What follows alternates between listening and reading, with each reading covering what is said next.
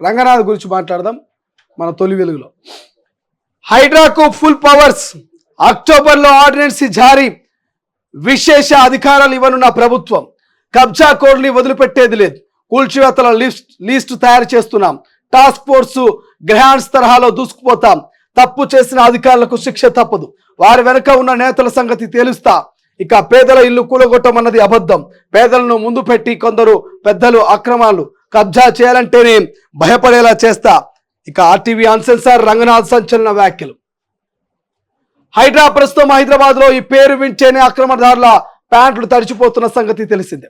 చెరువులు, కుంటలు, నాలాలు అక్రమాలపై హైడ్రా ఉక్కుపాదం మోపుతోంది. అక్రమ నిర్మాణాలు జేసీబీలతో కూల్చివేస్తోంది. ఈ నేపథ్యంలో హైడ్రాకు చట్టబద్ధత లేదని, దానిని రద్దు చేయాలంటూ హైకోర్టులో పిటిషన్ కూడా దాఖలైంది. అయితే హైడ్రాపై స్టే ఇవ్వలేమని హైకోర్టు తెలిపింది. ఈ నేపథ్యంలో హైడ్రా కమిషనర్ రంగనాథ్ ఆర్టీవీ అన్సెన్సార్ లో సంచలన వ్యాఖ్యలు చేశారు.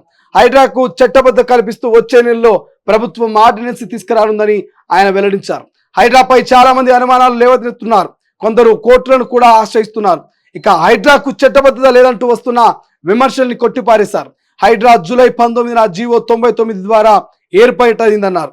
గతంలో ప్లానింగ్ కమిషన్, ఏసీబీ లాంటి సంస్థలు సైతం జీవో ద్వారానే ఏర్పాటయ్యాయని గుర్తు చేశారు. హైడ్రాకు చట్టబద్ధత విషయంలో త్వరలోనే సమాధానం దొరుకుతుందని రంగనాథ్ చెప్పుకొచ్చారు. తెలంగాణ కేబినెట్ ఆమోదంతో హైడ్రాకు విశేష అధికారాలు కల్పిస్తూ ఆర్డినెన్స్ రాబోతున్నట్లు వెల్లడించారు. మున్సిపాలిటీలు, నీటిపారుదల, రెవెన్యూ శాఖలకు హైడ్రా సహకారంగా ఉంటుంది. గ్రహాండ్స్ టాస్క్ ఫోర్స్ తరహాలోనే హైడ్రా పనిచేస్తున్నట్టు చెప్పారు. ఒక్కసారి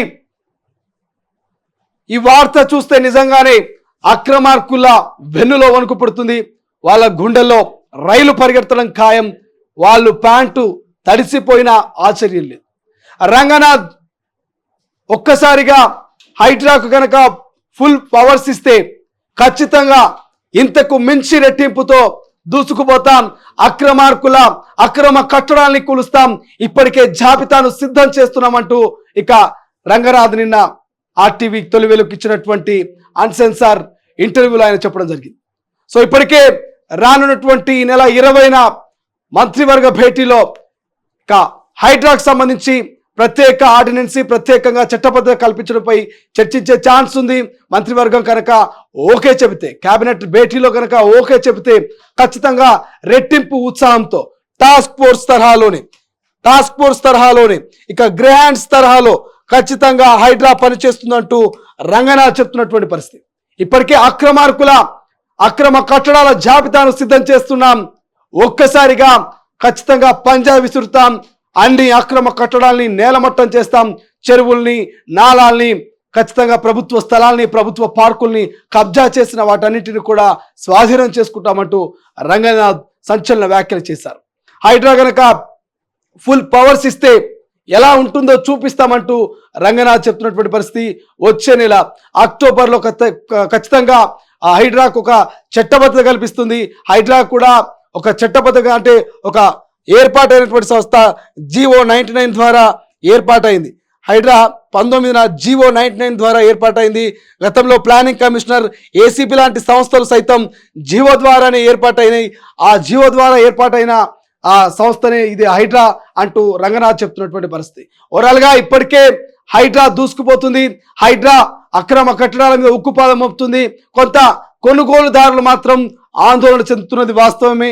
ఏది కొనాలన్నా భయపడుతున్నారు.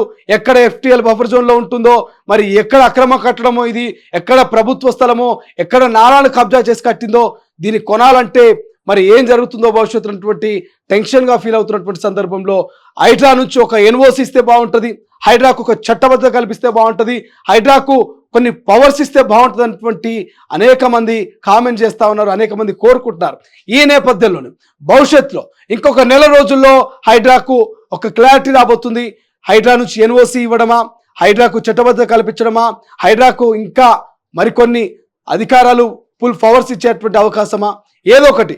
కానీ ఈ మంత్రివర్గ సమావేశంలో రానున్నటువంటి 20వ తారీఖున, ఈ నెల 20వ తారీఖున మంత్రివర్గ భేటీలో మాత్రం హైడ్రాకు సంబంధించి కొన్ని అంశాలని చర్చించే అవకాశం ఉంది. అందులో గనక ఆ రాష్ట్ర మంత్రివర్గము పాజిటివ్గా స్పందిస్తే ఖచ్చితంగా హైడ్రా మరో మెట్టు పైకెక్కినట్టే, మరో స్టెప్ ముందుకేసినట్టే. ఖచ్చితంగా అక్రమార్కుల్ని ఇప్పటికంటే మరింత రెట్టింపుతో మరింత ఉత్సాహంతో ఖచ్చితంగా రంగంలోకి రంగనాథ్ దిగే అవకాశం ఉన్నట్టుగా స్పష్టంగా తెలుస్తుంది.